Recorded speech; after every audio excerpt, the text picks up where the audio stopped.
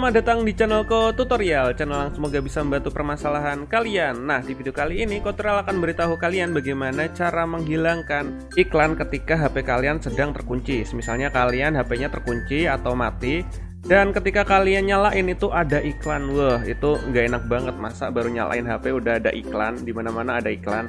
Nah, langsung aja ke cara yang pertama. Cara yang pertama, kalian buka HP kalian masuk ke dalam HP kalian dulu.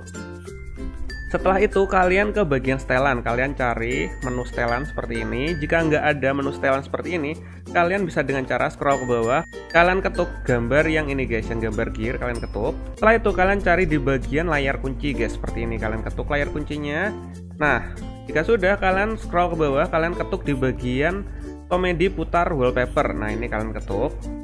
Nah, setelah itu kalian lihat di bagian sini komedi putar wallpaper ini, kalian matiin aja guys. Ini kalian matiin. Nah, kalau kalian matiin atau nyalain HP-nya lagi, udah nggak ada iklan seperti tadi guys. Tuh, kalian bisa lihat udah nggak ada iklan, dan di sini enak banget tuh, nggak ada iklan, jadi nggak mengganggu ketika kita main HP guys. Dan mungkin sampai segini aja videonya ke tutorial. Jika kalian ada pertanyaan, kalian bisa komentar di bagian bawah video ini. See you di next video. Bye bye.